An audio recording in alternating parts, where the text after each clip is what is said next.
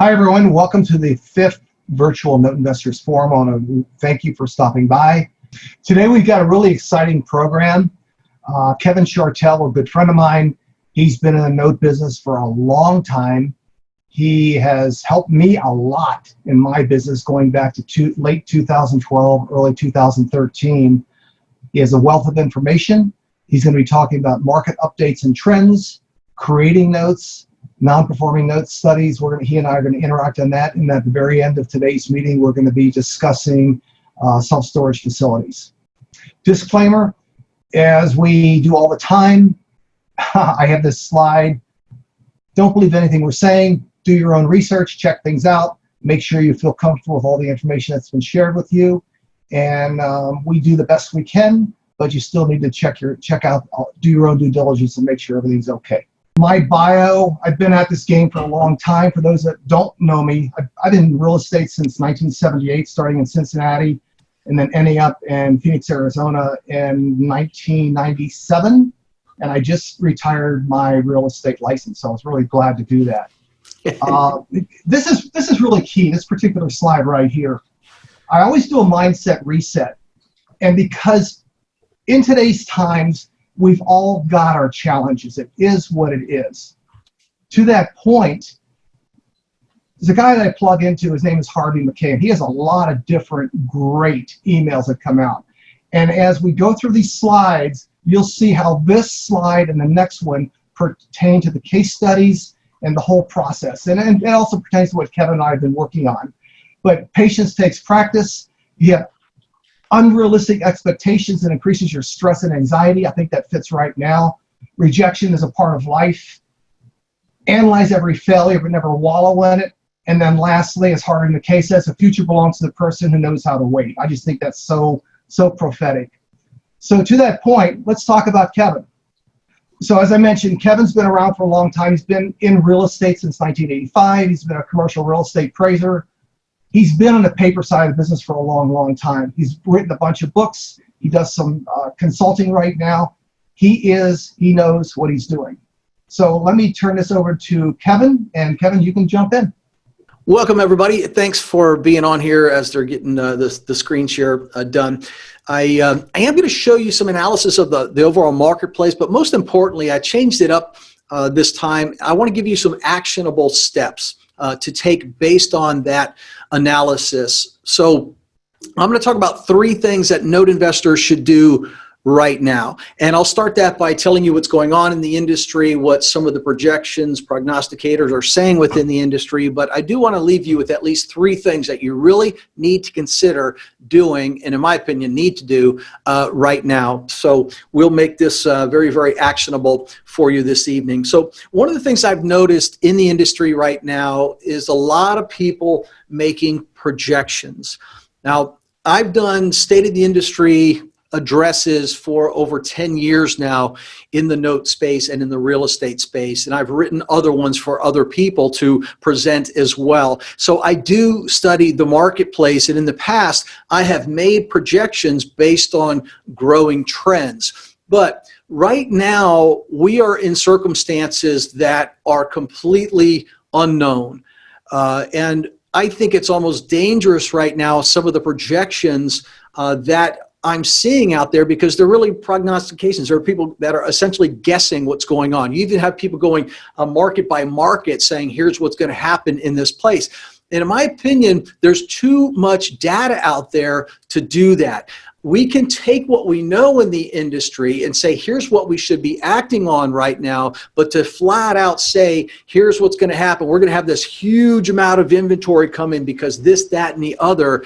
No, there's too many variables, way too many variables to put all of those pieces together. So I would be very cautious on some of the things that you're hearing in our industry right now. This is a very, very different crisis than we had on the last crash. So the last crash, 2008, gave us the largest inventory that we've ever seen in the note industry by far, and it was caused by completely different reasons of what we're seeing today. So you cannot connect the dots directly on that. So let me explain what I mean by that just a little bit. First of all, this whole pandemic. right?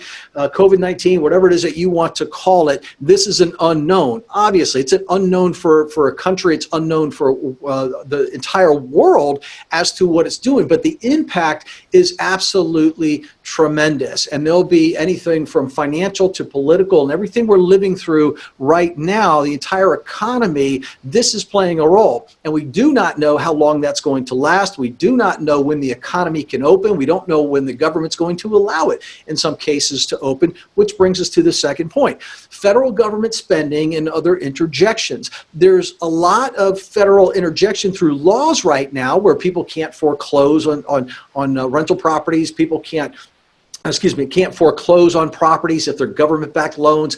Eviction is an issue right now. These are all government loans that can be extended, and we just don't know what they're going to do. So trying to base an investment on what the government's going to do is the wrong way to approach this whole thing. You cannot make projections based upon that or the spending that they're going to do. We just don't know. Things are held up right now, and that continues through the state level. State governments are interjecting. State monies are spending money. They're putting in new regulations, and these are things that can dramatically shift the industry. Okay, like they did back with the Dodd-Frank Act. There were some dramatic implications from that, but we don't know what's going to happen in this environment because things today are all tied together in the overall economy. Employment and unemployment, again, COVID, and what's the government going to do? Are they going to extend the benefits? Are they going to extend the extra $600? Are people going to remain unemployed? Corporate bankruptcies are up, especially in the retail sector, right? Gosh, you have all kinds of retail stores that will probably never open again. How does that impact us? It impacts real estate. And that impacts us. We're going to have to find a new use for certain buildings. We're going to have to find new potential loans that are going to be coming as a result of that. A lot of people, as a result of things going on today, are also leaving urban areas because of COVID and other things that we're seeing on the riots and such. People are getting the heck out, and they're starting to move out into the suburbs again. That is going to change real estate. It's going to change lending. It's going to change demand as well. The changing workplace. Some businesses are figuring out we don't need employees here. In fact, we can use less employees that can work from home. We're seeing more productivity from that. There's a lot of employees that are now adjusted and they like being home. They don't want to go back to the workplace. That's going to change office space and everything else along with it. When will we be able to start the economy again? How long can we last by just keeping people at bay? Again, these are things that we simply don't have answers to. And of course, everything today is so politicized, it's hard for one side to join with the other and work through this thing together. And I'm not turning this into politics. I'm not choosing or pointing out a side here. It's where we are overall. So if you're in a real estate niche, such as real estate notes, and you're trying to say, here's what investors should do, here's what is going to happen in the marketplace, I think you're completely guessing because there's just too many things that can happen here. So what I'd rather do is start with what we do know. Let's look at the facts. And the facts are based upon data that comes out now, reflecting upon when that data was accumulated. So a study just came out from Black Knight Financial Services. This one you do need, so thanks, Dave. Black Knight Financial Services, this report just came out last week. And there's a lot of different numbers here, a lot of different things that we could go through, but for time's sake and for focus sake here, I just want you to focus on one number, and that's that one in the center there, the 7.59%, 7.6%. That is the total delinquency rate in the United States right now. So that includes 30 or more days past dues, all the way up through serious delinquencies, but not in foreclosure. So that number has risen. And you can see that that number year over year has risen by 103%.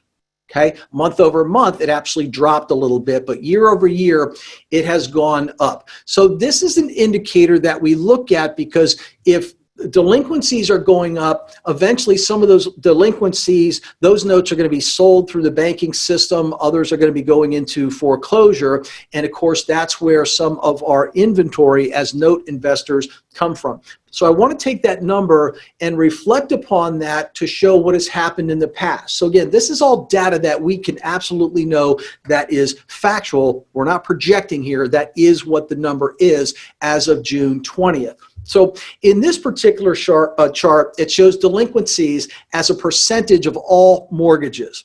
I want to point out a couple of things here. If you look at 2007 growing up to 2010 where it peaked, that was the setup for the big crash.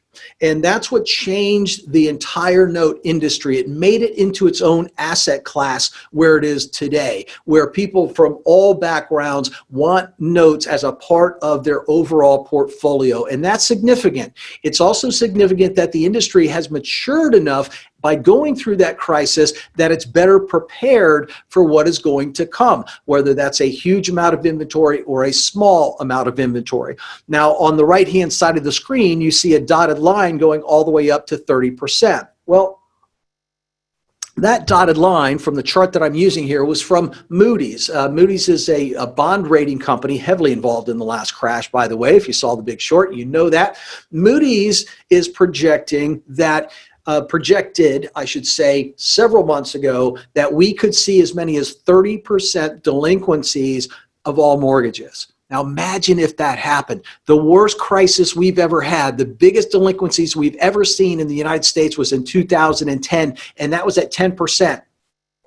If we got to 30, I mean, we have major problems. Now, again, that was a projection as COVID started. What we do know, though, is according to Black Knight Financial Services, in June of this year, we are right here. Okay, so we're right at about 6%, right? What was that? 7.6%. Sorry, 7.6%. So we're right about here as far as delinquencies go. So we're not way up here by 30, not saying it couldn't happen. It's a realm of possibility because of all the forbearances and everything else, but we're not quite there yet. But we have seen things climb a little bit. We also just saw with data coming out from CoreLogic, April 2020, where we saw the largest jump in current to 30-day delinquencies. So this is only looking at current to 30-day delinquencies. We saw that jump up to its highest rate since 1999 to 3.4%. Eventually, what has a tendency to happen is 30 days can get cured, a percentage of them, but if you see that carry over to 60 to 90 days, and then you see that carry over to 90 days plus, that's when things get very serious. So it'll be an interesting number to see if this trend line continues or if it drops substantially because, again, we're in unknown territory. So just based upon that factual information, my number one thing that you should look at, or the first thing that you should do right now, again, I want to give you actionable steps here, study up on loan modifications, forbearances, and foreclosures. If you have a weak spot in your knowledge base in those areas, you need to fix it now, because modifications are going to be a part of our future. We know that. Forbearances, like it or not, are a part of our future. Banks are not doing them correct in my opinion. I never want to do a forbearance where the person's not making any payment, for example, like the banks are doing. I'll lower a payment down. I don't want people to learn a bad habit of not making payments, because guess what's going to happen to the banks that are allowing people 90 days and then another 90 days of not making payments? It's going to be real hard to convince those people to make payments again. We want to do things a little bit different. And by the way, our loans, seller finance loans, are not government backed. We don't even have to do forbearances if we don't want to. But It may be in your best option to do that with the situation that we're in. So learn more about modifications, learn more about how to do those properly. There are some loan modifications that require that you look a little bit on Dodd-Frank, others do not. Such as recasting a loan. Forbearances can be a good idea, but put a limit on them. Don't follow the bank guidelines, follow your investment guidelines. And finally, foreclosures. Are the opening foreclosures in a particular county or not? What are the new timelines for a foreclosure? Should you initiate a foreclosure so you at least have that in the queue? These are all specific things that you really should study up upon right now. That'll pay big dividends for you in the future, no matter what happens. If it's a big amount of inventory, smaller amount of inventory that leaks out or hits us all at one time, you'll be prepared if you strengthen your skills in that. All right, the next thing that we know, it's harder to get bank loans, specifically for borrowers with lower credit scores, mortgages with higher loan-to-value ratios. Jumbo loans have been very difficult to get. Banks don't want to do big loans on properties right now, worried about property values. Adjustable rate mortgages. Fannie Mae and Freddie Mac already said they're not going to purchase those loans. So if they're not going to purchase them, banks are not going to create them. And also non-qualified mortgages. Nobody's really underwriting those loans right now because Fannie and Freddie are not buying those types of loans right now. So it's harder for people to get loans, specifically in the affordable housing realm. So another way to drill this down, take a look at this chart. This shows you the mortgage credit availability index. So this shows how much cash flow is out there and available to investors using this index. So you can see here that it has dropped. A significant 20% drop on the amount of credit that's available. But to put that in proper context and to re-emphasize the point that the crisis that we're in now is not the same one as before, look where we were on a mortgage credit availability index back in 2006.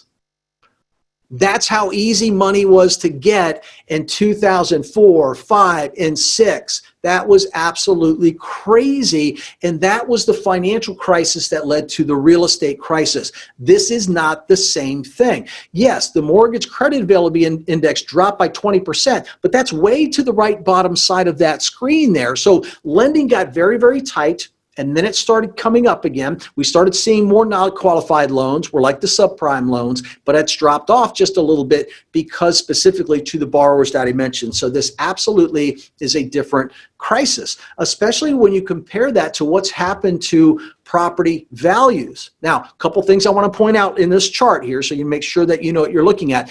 This only reflects new single-family homes. Okay, not resales. New single-family homes, and the trajectory since 2010 has been straight up.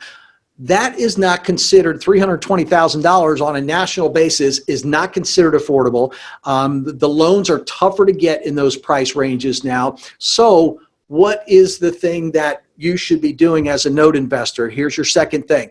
Start selling real estate with seller financing. However you acquire real estate, whether that's still through foreclosures or data searching for motivated sellers or probate, whatever it is, non-performing loans, however you buy real estate, you're going to find a great opportunity to sell that real estate at the highest market price faster than anybody else by offering financing. No question about it. Why? There's no alternatives for banks. And historically, when people can't get loans from banks, seller financing starts to fill that gap. And that's what we're already noticing here on a micro level and really on a macro level as well, especially, by the way, of course, in the affordable housing space. Again, if you look at that chart, a lot of these new homes, not affordable. People can't afford that. They're looking, where can we buy? And of course, they need loans. This is perfect for us. Affordable houses that we can buy at substantial discounts one way or another, and then turn around, add value by fixing the house up, selling it to somebody on proper terms, and again, creating a sellable note in case you decide to sell all or part of that note in the future. Going to be a great technique moving forward. Once again, regardless of what happens at what level, this will work for you. All right, moving on to number 3 here for you. What I've seen through direct participation And I work with clients throughout the United States where I have a close relationship, obviously, with PaperStack. For those of you who know me, we have our own fund, Money with Meaning fund. So I'm directly working with people every single day, and there's no question real estate investors are getting creative. They have to get creative. Some real estate investors are finding financing difficult for them as well. The money's tightening up a little bit. People are wondering what's going to happen in the future. So they're using wraparound mortgages and things like that to purchase a real estate. They're getting very creative. And I'm starting to see, well, I have seen for quite some time now, it's starting to grow. Individual note owners and small investors are starting to sell some of their inventory. And that inventory includes both performing and non-performing note. For example, there's a lot of note investors who got started early in the business on the last crash. And they bought non-performing notes, got them reperforming, and they have them in a portfolio that's been seasoned now for 7-8 years. And now they're trying to reposition a little bit. We've made a lot of money on this. Let's sell some of this off. Let's recapitalize. Let's look at the new opportunities within the industry. I'm seeing that. I'm also seeing investors who are buying real estate, smart enough now to know to create a good note in a lot of cases, and they're looking to sell those notes and move on and buy the next property. Non-performing notes as well are starting to happen more and more for the small investors. So again, because of everything that's going on right here, you've got mom and pop note holders who are looking at selling their notes now while the getting's good, or while these notes are starting to turn non-performing. For example, we launched a direct marketing campaign, and so far I think we have out 25 different leads that responded to our special campaign, which was only 300 people, by the way. 27 responses that they want to sell their notes. And these are all small individual investors and single note owners that are looking to now cash out. So that is something that you should look at as well. Reaching out to small investors who are creating notes, reaching out to individual note owners who own notes that may want to go ahead and cash out all or part of their notes right now. That market has been really untapped over the years, and it's a great source right now because they're getting a little antsy and become motivated sellers. That's really the three things that I just wanted to cover in the time that we had here. So I'm really open to your questions as well, Dave, or your opinions of what I talked about there, and then I can give my information if people want to contact me, or I can give that. We'll go into that. There's a question there from Bear. Why would note holders want to sell performing notes when interest rates are too low going forward? Would they not want to keep those for higher rates? Keep those high paying notes and just hold on to them now? Yeah, it depends on what note holders that you're looking at. A lot of the seller finance note holders who are individual investors and or just a person who inherited a house and sold it with seller financing, their yields aren't as high as you might think. I'm seeing a lot of seller finance notes written at 5%. Even some investors, I was looking at a 22-unit apartment complex. I had a note on there, and the guy structured it at 5%. For the landlord, owner of the property. So there is still a lot of misinformation about how to create a good quality note. So some of those investors are cashing out. And the other ones who are making higher yields, people who bought notes before and got them reperforming, you also have to look, when you start to own portfolios versus an individual note, you start to think in terms of, well, we've made a lot of money on this one, and we only have 3 years to go, 4 years to go. Maybe it's time for me just to sell that portion of the note, recapitalize, and then go out and buy some other notes where I can get them at a discount. So if I understood your question correctly, I hope I answered that for you. Oh boy, now they're starting to come in. And then from Phil and Melanie Jacob, what are the few top things to learn about loan mods and forbearances? With loan mods and forbearances. And where you can learn more. What's that? And where you can learn more, and what are the costs? Okay, great. With loan modifications and forbearances. Let's start with forbearances first, and I hope everybody knows what that is. A forbearance is not a grant. A forbearance is an agreement where the lender says, I will not accelerate this loan because of past due payments. Now, in some cases, the people aren't past due, but they're petitioning you going, hey, look, I'm not back at work yet, etc. So they can preempt that. So you as the lender say, well, okay, I'll agree not to foreclose on you by accelerating that loan, and we'll set up a period of time in which, A, you can make no payments and then start making payments again. That's what the banks are doing.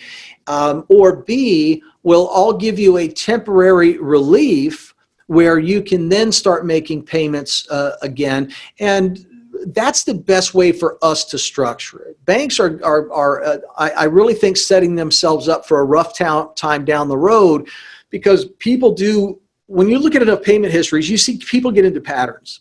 And you have to do something to shift that pattern. So if you're receiving monthly income right now on a note, and they've reached out to you and say, hey, things are getting tough. You know, we're reaching out with you. First of all, in their mindset, everybody lender has to do a forbearance because they read the headlines and that's it. That's not the case. Ours, we do not have to. We're not a part of federal guarantees. So on a loan forbearance like that, I would say if their payment's $600 a month, what can they afford? $400? 300, whatever they can do, get them paying something during that period of time on a trial basis.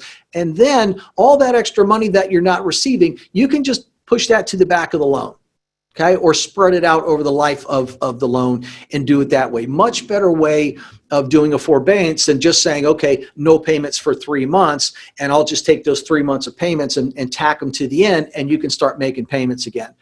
Because is this a fair assumption? What's that? Say that. Is this a fair assumption? Let's say that XYZ Bank gives a forbearance for 4 or 5 months, whatever it might be. There's a good chance that those folks that got the forbearance, when it comes to fruition at the end of that 5 months, they're going to have to make a major lump sum payment. Would that be correct? Yeah, the forbearances, again, can be written different ways. And one way is that where you say, I'll forgive you 3 months, and then in the 4th month, you have to catch up with everything. Right. Or you have to stretch it out over the loan. My gut is there's going to be a lot of those where the people won't be able to bring them current. Right.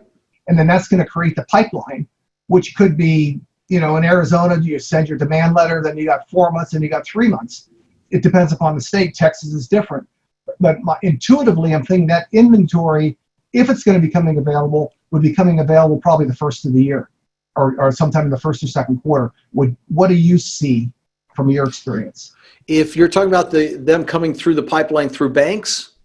Correct. Well, right now, the guidelines for Fannie Mae says people can extend forbearance up to 12 months now. Okay. So right, they can file every 90 days and ultimately get up to 12 months on forbearance now. Okay. And that's kind of what I mean by when the government comes in and changes something, I mean, the game changes. And everybody's like, well, that's kicking it down the can. I mean, right. And again, there's probably political reasons and everything else for that as well. So I don't think you'll see it towards the beginning of the year because of that. And I think more and more people, if they can get that, they'll go ahead and do that. Okay. Why not? Because right now there's really, and the criteria hopefully will change, that says you can only get it if you can show us now a clear you've been impacted by the pandemic. Right now they don't have to even do that. They just have to ask for it. There's another question here, Kevin. Typical legal costs for a mod, I think that's marginal because it's whatever you create and you record or whatever it is, and it's just the creativity, but you don't have to get real fancy with a lot of legal costs unless you can have attorneys involved to start a foreclosure. Am I correct? Correct. And one of the things on a mod that you may want to do, instead of doing an outright modification, okay, and that does entail possibly bringing in an underwriter, that sort of thing, why not do a trial mod to see if that works for them, and set up a 6-month trial mod. So with a trial mod, you don't need all of that. You're just saying, here's what we'll try. And if you can prove that you can do this, then we'll go to a full modification agreement. And I think that's a little smarter way of approaching it versus what most people do is like, I just got to mod this loan, and they do a mod. I'd rather know, is this really going to work? and then I'll consider converting that over to a full modification. So it seems subtle, but at the same time, it's a much smarter way for an investor to approach things than just going through the expense of a mod and then finding out that the person's not going to be able to even fulfill that loan mod. And we have a case study coming up going over a mod, which you're aware of, in terms of how things can go south. And I think you folks will find it pretty interesting when we get through it. Yeah. At the end of the day, you know, if your goal is at least a temporary goal or short-term goal is to keep the individual in and get them paying, we can be much more flexible, obviously, than other lenders, and we should be. But again, just remember, you can set it as a trial versus a whole permanent loan mod. Okay. So it's things like that. If these are new concepts to you, that's exactly what my first thing was, is learn more about those. Foreclosures was the other one. I'm here in Florida, and in the middle of a Florida storm, by the way, that it takes 12 months in a normal period of time to foreclose. Now, courthouses are just starting to open up hearing cases that are deemed non-essential, which included foreclosures, but get in line. You know, it's going to take you 18 months at least in Florida now to foreclose. That changes things. So you need to, if you are looking at buying notes or have notes that are in trouble, you need to study up a little bit on the foreclosures in that particular state to figure out, what should I do? Should I initiate it now so at least I'm in line to get to court?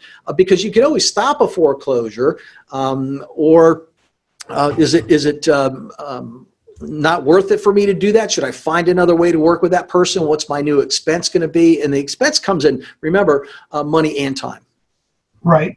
And also to that point, with both case studies that we're having coming up, they went through the COVID crisis.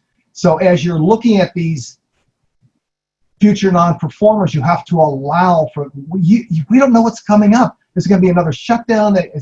It could just drag on and on and on. So when you're buying these NPNs, non-performing notes, you got to allow for that. So if you're buying them too skinny, you're going to pay the price down the road. And remember the case study from Bob Bullinger, he experienced that.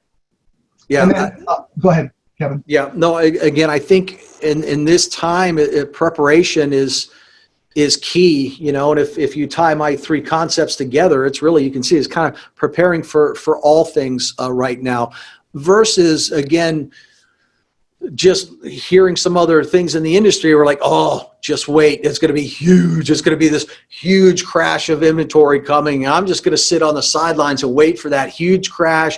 You know, note prices are going to be 20, 30 cents on the dollar again. I could make an argument the other way with everything else that's going on there. My point being, again, if you're just going to sit on the sidelines and try to time the market, well, now you're just doing what the stock market. You try to time the stock market. You know, it's the same thing. You really just need to prepare, and if you also, by extension, I guess, really keep regular track of what prices are, and just kind of keep your ear to the ground and your eyes to the road here, and looking at where are the subtlety in the prices. That's all we've seen so far is subtle price changes, nothing major. And I think people are going to wait on the sidelines and just say, I'll wait till the end of the year, I'll wait till next year. You're going to miss out on some really, really good opportunities, and you may not see that huge pop of inventory, because again, the government can step in and make one rule change, and now it's a smooth transition. Right. Agreed. Now, several of people have said, where can we learn more about this? And obviously you're here for your benefit. Sure. Yeah. I'm working with people in a different way in the industry. I've been in it a long time, and I finally said, you know what, I see something missing in our industry and what people really need. And with that, yes, I do offer consulting services. I don't call my people students. I call them clients, because that's what they are. I don't call what I do coaching. I call it consulting and helping with them.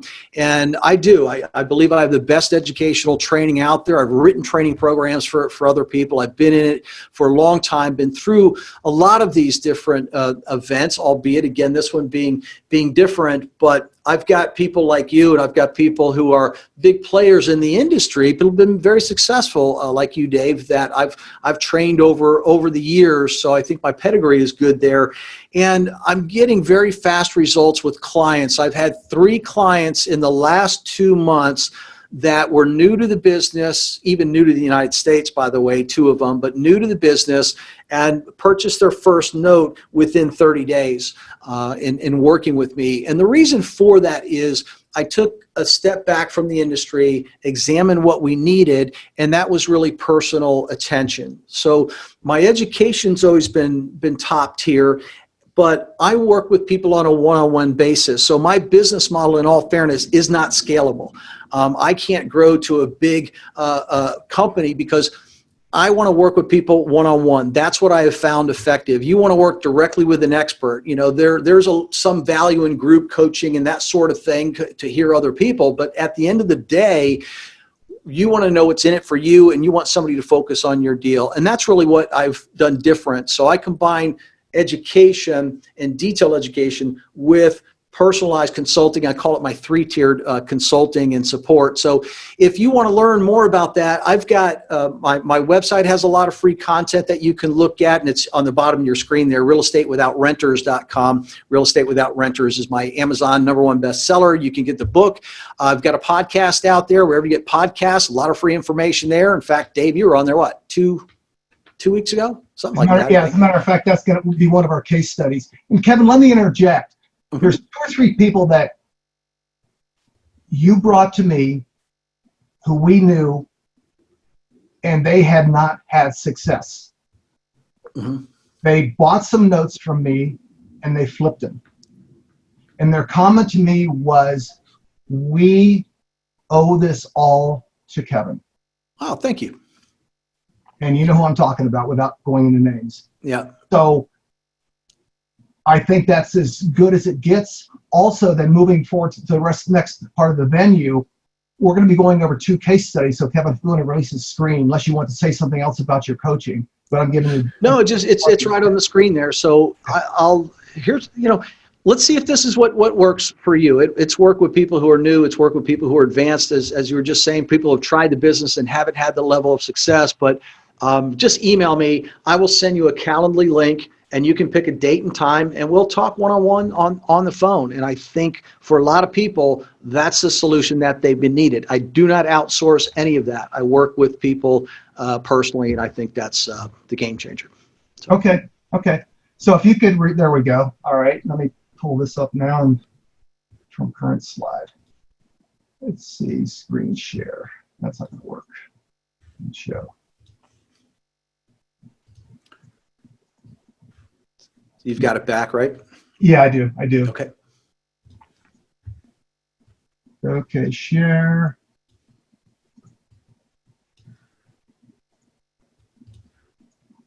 And this is why you're pulling that up.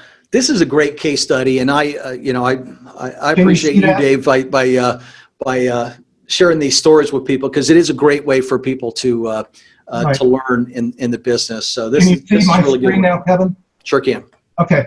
So this slide is my first case studies. I did this in an HSA.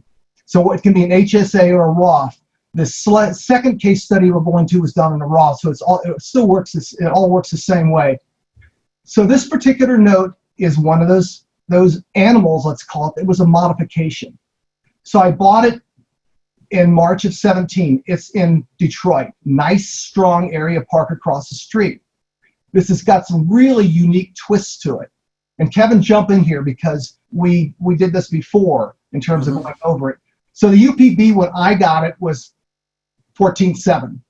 Some good payments remaining. And the lady had been paying, she had owned the home since 2006. It was modded in 2012. You can see the value when I bought it, and the P&I and the interest rate at that time. Really strong analytics. And I thought, this is a great note. Great LTV, ITV, strong yield. Yeah, it's got a small P&I, but even with that, after servicing, my yield was 18%. I thought, this is a slam dunk for a partial. Yeah, absolutely. One of the things that, you always look at, I look at, when you initially look at these numbers, you're taking that scale out, if you will, going, what's working towards it, what's working against it.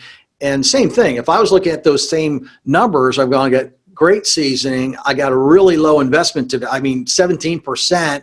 No matter what happens, you're going to be safe in that. Loan to value ratio, good. Rate, good. Payment history, good. I mean, you're checking all the right boxes on everything. But as I always say, you go into these also with multiple outs. So your initial thought was right. Yeah, let's do this and do a partial and get some money back out of it.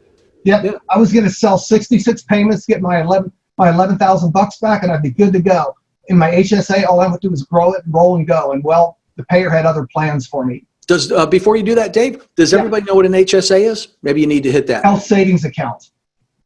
So you can, a health savings account is very parallel to a Roth. So it's money you put in. You could use it for your health, your health bills, if you will. But the idea is you can let that grow for 10 years and then at one time bring back, you turn in 10 years worth of receipts and repatriate your money.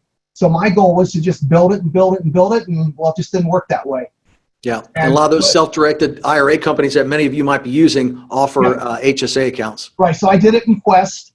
I purchased it in my personal property trust, and I followed the rules, if you will. But what was unique about this note, the original UPB in 2006 was 145,000. UPB is unpaid balance, and the original principal and interest was 1,300 bucks. So they modded it in June of 12 to $20,000, and then the payer came in with an additional $3,000 or so just to put some skin in the game, and they lowered the payment to $233. You talk about a huge mod. Talk about a freebie. I mean, they just gave away, just wrote off, debt, going, we'll just reduce your debt down to look at her monthly payment, everybody. She was paying $1,352 a month, and after the mod, $233. I mean, that's huge. But again, look at the year, 2012, right? Things were crashing, 2010, 11. So obviously they bought this at a good price, right? Right. But there was one thing that I did not notice in the docs when I bought. Shame on me, but I'm sure I'm glad it was there. There was a right of rescission. And that means that at any time, if she fell behind, the original loan docs, the original parameters on the loan jump back in, and the modification is gone. That's what happened. So let's say that one more time there. Okay. What that means is, in the modification documents, as long as she stays current and is a good paying borrower, everything stays good. The moment she stops paying, I'm sorry? Yeah, deals off. We go right back to where we were. You go from $233 a month back to $1,355. Your UPB goes back to $145. Wow. And the story gets better. So all I had to do was to send her a certified letter, and that took care of it. There was no questions. Had she not gone dark, I probably wouldn't have done it. But then I noticed it, so I thought, well, I want to get out of this. I'm tired of it. So I hear all the time, do I really need to read those documents? Yeah. There you go. Yeah. Well, shame on me, but good for me. So in 2017, I initiated foreclosure. Had to give an attorney $1,500. Michigan, I found out, there's a lot of little nuances to this whole thing that you're going to want to know for this NPN market that's coming up. Michigan only allows the lender to recoup $75 of the loan of the attorney fees. That's a huge cap, so I ate that. So overall, she was late 20 plus times. So she did bring it current here. And again, so last September, she went south, went dark totally. I had to put forced place on. I put it on initially for 60 or 70. And then I found out that the value was 110. I said, oops, I gotta increase that. Talked to some people one was Tommy O'Neill, who a lot of us may know. He was gonna buy it, didn't work out. So the net is, she could have sold this asset. I only had a 14,000 UPB. She could have sold this and walked away, but she went dark. Could have sold it for 110,000. Yep. Paid you off, walked away with 80 grand. Yep. She didn't. So as I mentioned, I sent her a letter. It rescinded or revised the unpaid balance, in this case the 155s because of lates and everything. And then guess what, Kevin? She pushes the little red button for the CFPB. I abused her. I was discriminating against her. Well, that didn't go anywhere, but when you get that email, you think, oh my gosh. Oh, yeah. And the servicer just freaked out. So much so I had another loan with them that was going south, and they fired me. They said, we don't want to deal with you anymore. So that was kicked back. So then in February, she does a BK13. It didn't go anywhere. She filed again right before COVID. So then I'm put on hold. Can't do a darn thing. So in the meantime, we're going through the gyrations of her doing the BK. She could not make good. She couldn't kick out the rescission. She couldn't make good with making monthly payments. So the bankruptcy court released it, and I sold it as a non-performing note. In the CFPB, you really just had to show proof, right? I mean, obviously, if any one of us got that letter, your heart just goes, oh no, what's going on? But you didn't do anything wrong. You followed the letter of the law, and you showed it to them like, yep, carry on. And I showed them the payment history and all the prior lates and everything. So that pretty much, she was toast. So again, to recoup, I bought it for $11,500, had other costs of $2,500, so I had $14,000 in. I had collected $5,000 plus in payments, so I was all in for $87,000. Now, I sold it for $44,000 in a day. 5 people wanted it, so a lot of aggravation. So I made $35,000 on it 39 months. Not bad for just sitting there. But so you got the property from a lift to stay out of the bankruptcy, right? Did you mention that? I did, yes. So then it became a full, clean NPN. I could have, I'll move on to the next slide. So yield was good enough. The HSA did not have the funds in it to foreclose. So that was causing me a problem. Secondly, with COVID, I didn't want to get into a rehab just because I didn't trust Michigan. I still don't trust Michigan for that type of thing because of the shutdowns or COVID. So I thought, what is my best situation? So I found a buyer in Michigan who only buys in Michigan. He knew the area. He was going to turn it into a rental. I thought, why don't I just take the money and go? I left some meat on the bone. It was fine, but for me, it was a great situation, and I got rid of just a negative in my portfolio. So it was a good situation. So what did I learn? One, I darn well better review my collateral files more closely to know what I'm looking at. I probably didn't know what I was looking at. 2, the CFPB, how do you handle that? And the ensuing servicer fear. I had too much patience with the payer.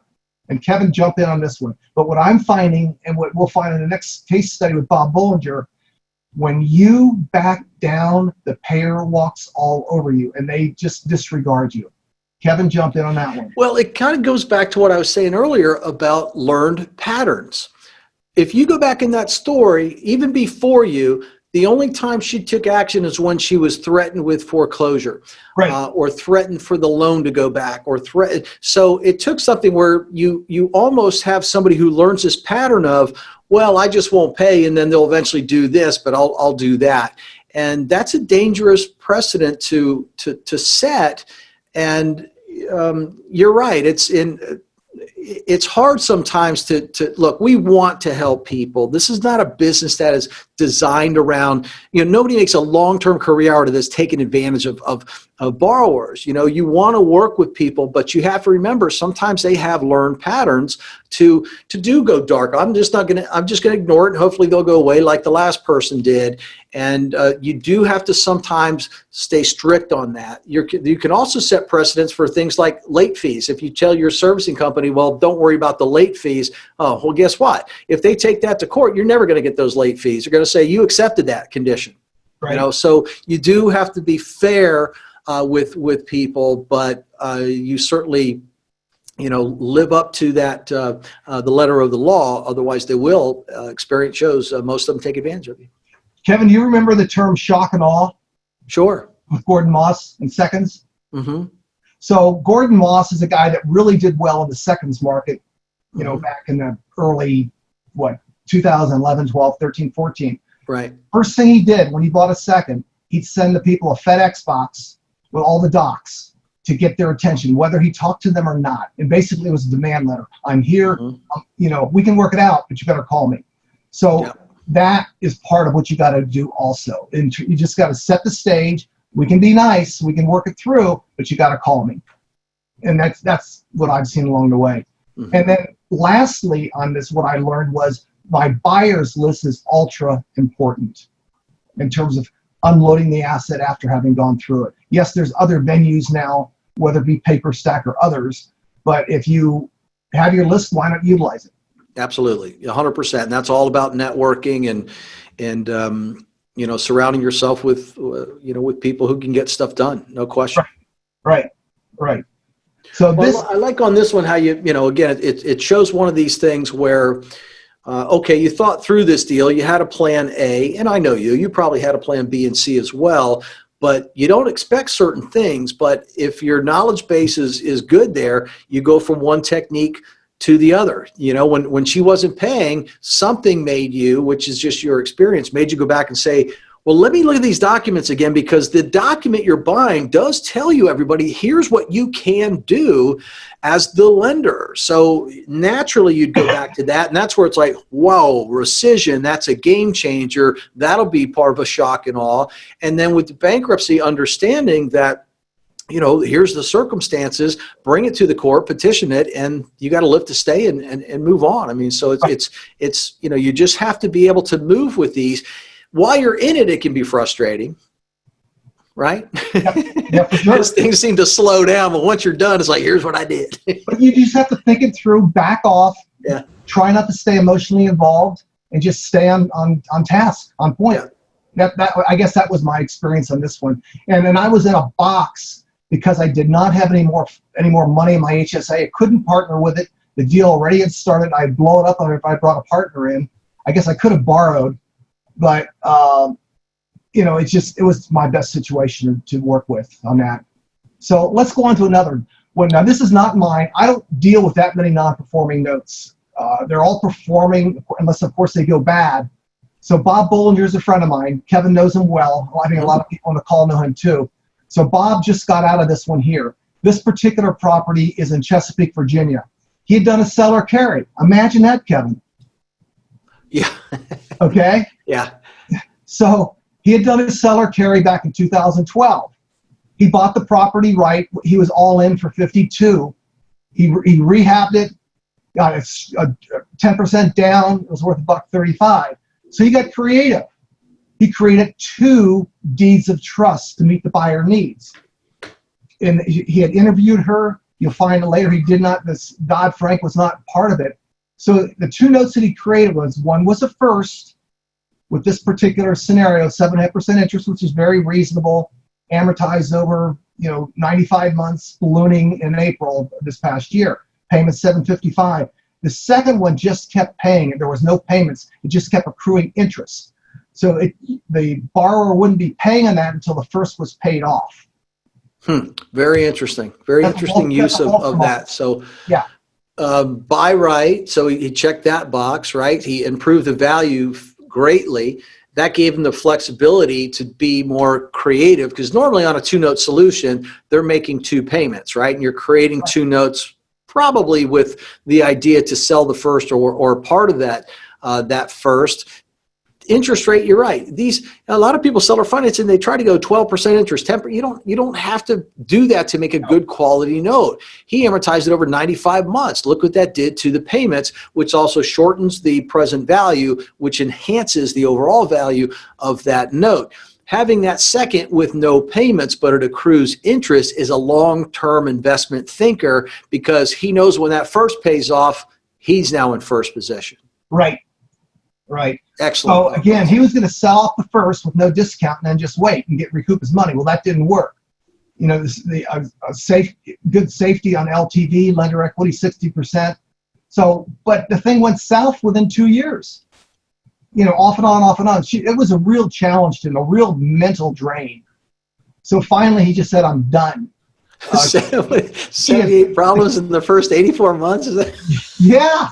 He's counting I can see Bob at a little whiteboard at home. Well, crossed 4, 5, another slash today.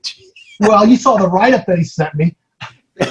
So anyway, he finally had enough. And then the lady destroyed the house, stripped the appliances. She had 5 or 6 grandkids living there in a house that was uninhabitable because what she had done with it. So it was an ongoing cluster. So she went ahead and he filed in August of last year for foreclosure. Then the buyer did a VK, and then it was just boomerang, ping pong, back and forth. So then in January, he finally got the house removed from the bankruptcy. Then, of course, what happened? COVID. And then she refiled again. And then he finally was able to foreclose from the second position. That was his best scenario because he'd lose that if he foreclosed in the first position. Yeah, that could be stripped off, yeah. Yep. So he sold it for 70. Now, what he found with this is really interesting. So obviously he did things right.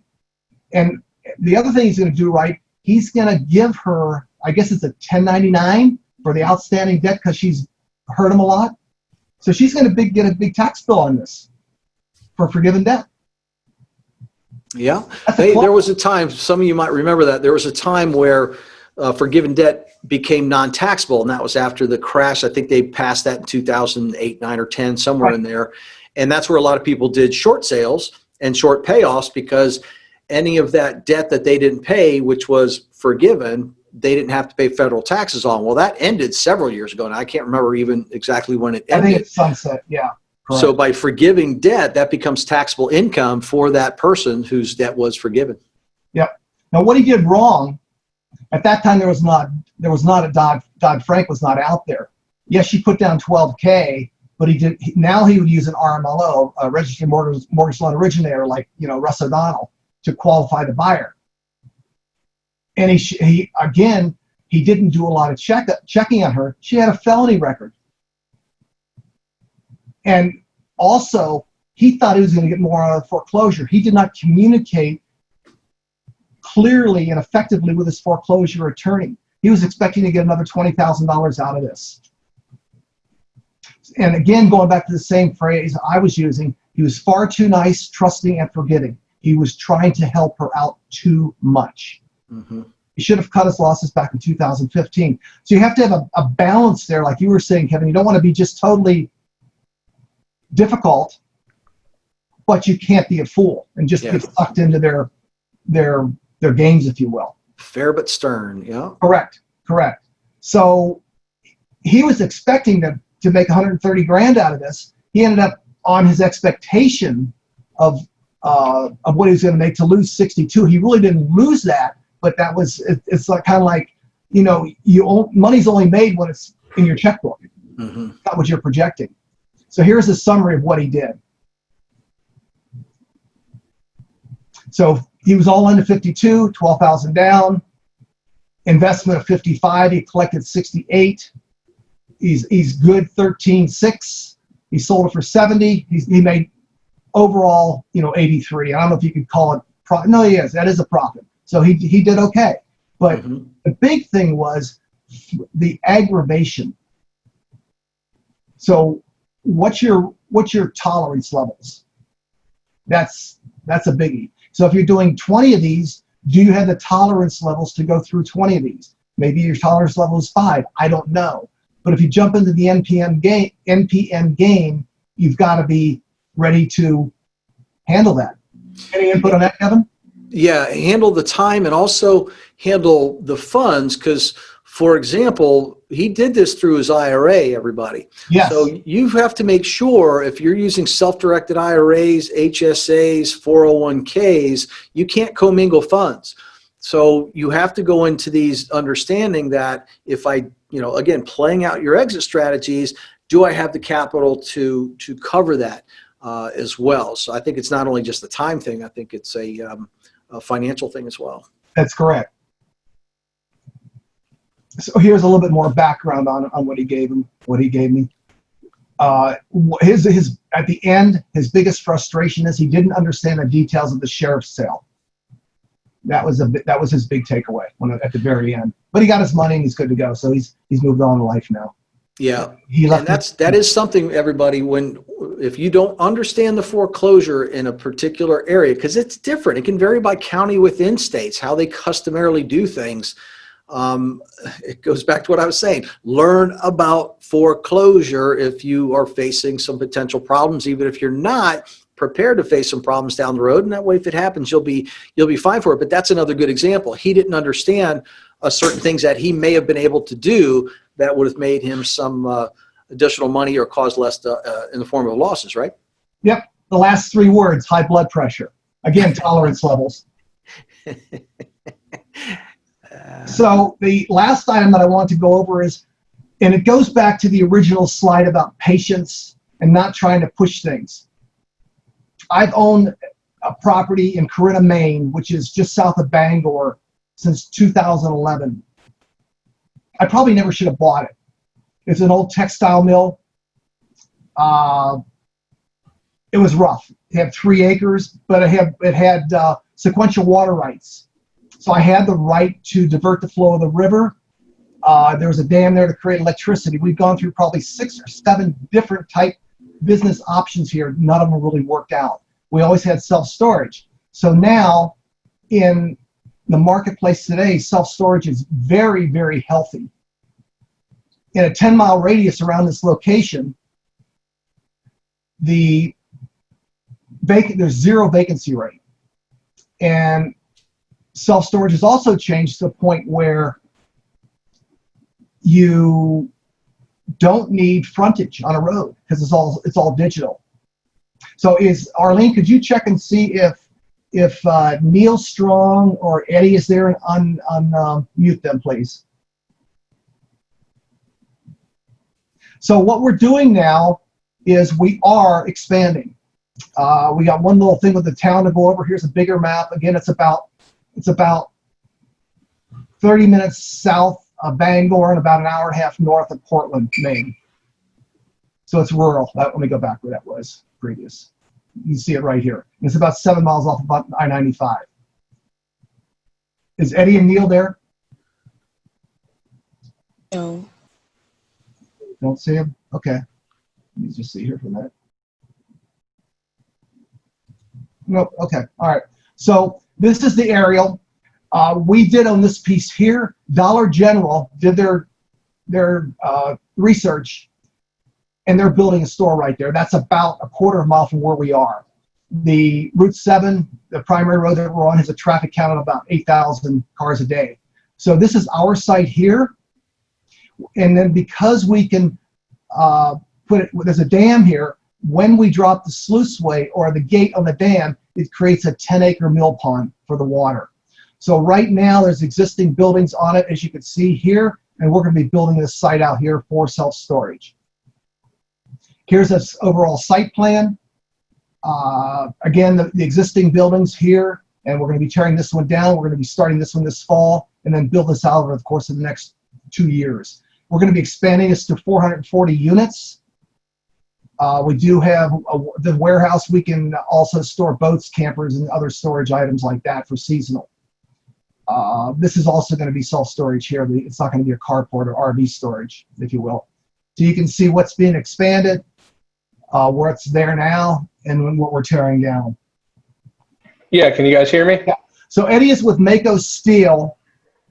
They're most likely going to be supplying the buildings to me. I met his manager several years ago, 10 years ago, when I started looking at self-storage. And Eddie, maybe you can share a little bit about this site for the folks that are on the call. Yeah, so one of the things that, I'm in sales for Mako. So the one thing I would say is I'm very aware of whenever a project is, what would be a good looking project. And what's a bad looking project. I try to spend as little time on something that would be, not something that would be successful or that somebody would want to pursue. So one of the things that's very intriguing about this site, number one, is actual square footage. Like, you have a lot of ground here. What's great about self-storage is, especially in a rural area like this, typically when you have open fields or open areas like this, it attracts homeless people and that sort of stuff. This area can be sold very quickly to a township to say, hey, listen, we're going to eliminate crime here. We're going to show, basically taking a property that, for all intents and purposes, is a limited use property, and then all of a sudden it's got this explosive tax base on it. So I started talking to Dave about what his vision was. The fact that it can be rolled out in stages is wonderful. You're not having to sell the farm in order to get this thing put together. Right. So you can stage this thing out. And also there's also some other opportunities with the idea of green space and that sort of stuff. And it's really becoming a more prevalent area, with him talking about with using hydro stations and stuff like that. There's also, with self-storage, what I've started to notice is the trend to start using solar panels and whatnot on the tops of these buildings. I just, at a glimpse, when I first started talking to him, honestly, whenever he showed me, he was like, this is what we're doing in self-storage here. What can we do elsewhere? And we had some other plans. And then as we started really getting into this, we started expanding on this. I was like, wow, this could really be something that really takes a piece of property that would otherwise be overlooked. And I think this has found it's found what it should be. I think this is a pretty remarkable spot. So Eddie's firm is going to be designing the buildings for the roof load, not just for the snow, because there's a lot up there, but also for the solar panels. And then with the dam on the river, we're going to be able to generate power there too. So it's going to be totally self-sufficient. We'll probably be able to sell some of the excess power. And then I'll show you on the aerial, as we create that mill pond, there's going to be real estate opportunities to sell lakefront property or pondfront property. So I just see it now finally coming of age after, frankly, a lot of sleepless nights. Like, what am I going to do with this thing? And it's just now coming through. Also, in terms of utilities, the town sewer line comes right through the property here as an easement. So sewers there, we've got, already we have 3-phase power. The water is drinkable out of the Sebasticook River. So we think it's got everything right now. Plus, of course, the timing is right with the industry, with where things are. And as like with New York City, 500,000 people have moved out of New York City now. They're moving to small areas. This is very similar. So whether people move from Boston or Portland or Augusta, just to be more rural, this whole Corinna, Maine area is appropriate. So again, this is the overview from the aerial, if you will. So I'm showing this to you because we are going to be investing a couple $1 million here. If somebody would like to be a part of this, you can ping me later. But I think it's a really, really viable opportunity. Eddie, can you speak to the success of self-storage as an industry in the nation? Yeah. So what we basically what has happened is self-storage has been pretty much the best kept secret in the last 20 years. What we really, during the downturn, is investors especially, started to realize that how it was just how self-storage was not recession proof, but certainly recession resilient. So what has happened is, on the back end of that is I came into this into self-storage as it started really getting released, and people started noticing what these properties can become. But what people are starting to realize is that yes, that they don't go away. They're pretty market resilient to keep value and hold value. Now, what I can tell you now is what's wonderful about these things is people who bought into self-storage in the 90s and early 2000s, who held on to these properties, they're getting massive cap rates from the big boys. There's a lot of people. So even if when you build this type of footprint, 5, 7, 10 years down the road, the out strategy on this is going to be probably pretty fantastic for anybody involved in it. So I looked more into digital marketing, and I went into Google My Business, put my information in there. And again, the site doesn't look that good now. I've just let it sit, just more or less carry itself. It's been self-storage only for a very few units.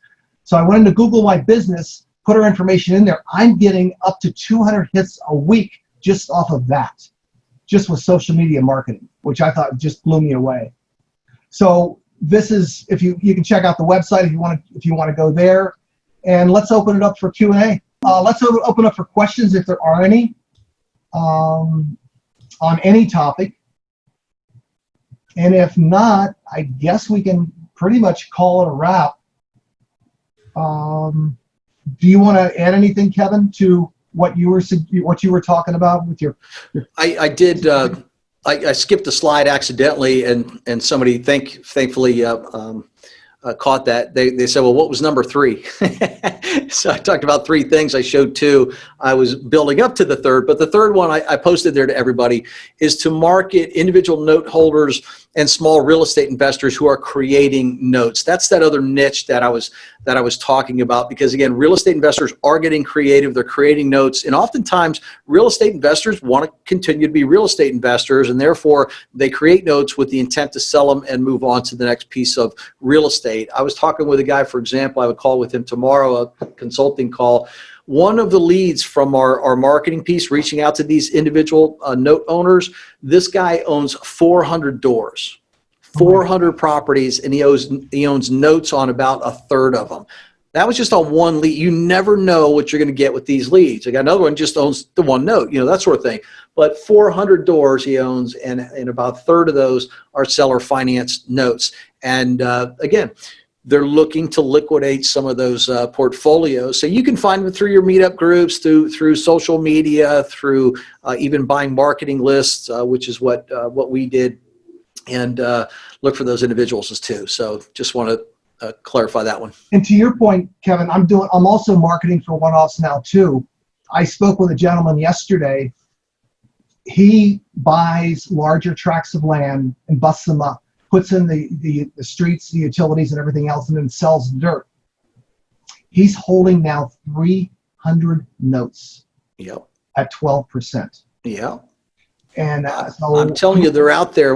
You're following. I think what we did. We have a campaign, and I have people who participate in this. By the way, I think we have 25 people now.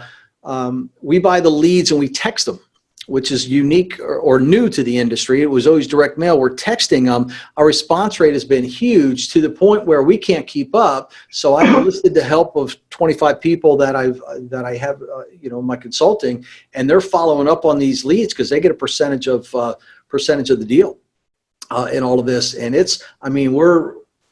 the response rate's been really, really unexpectedly high with that. Pleasantly surprised. So it's out there if you find the right people. So with the this particular gentleman I'm speaking to, he's got to get me the docs. We're just we're just not even at first base yet. We're just dating. But he's open to sell. Yeah, he's totally open to sell. So those I will have those available. But the coupon rate of those is 12%. For dirt. Yeah, and they're probably land. They're probably shorter term loans. I'm assuming. Yeah, they are. Yeah, but he said a lot of those are paying off typically within 5-6 years. Beautiful. So I mean, so not much of a discount, on those traditionally land. It depends if it's out in the country or if it's in where buildable areas are. They can be really, really strong notes, and if they wrote them right and they're good value, you can pay pretty close to par on some of those and still do very well. Right. So I think that's all I have right now. Kevin, you offer coaching, mentoring, whatever you want to call it. People can contact you. You know the game as it relates to the non-performing notes and the modifications and that type of thing. You also understand seller carry, as I do. It's a great time. I think it's a great time in the marketplace with patience. Mm-hmm. Totally with patience. Absolutely. So, Kevin, I want to thank you. And Eddie, if you're still on, I want to thank you for participating. And, yeah, absolutely. Good deal. There you are. Anyway, thank you, everybody. Have a great day and have a great August. Take care.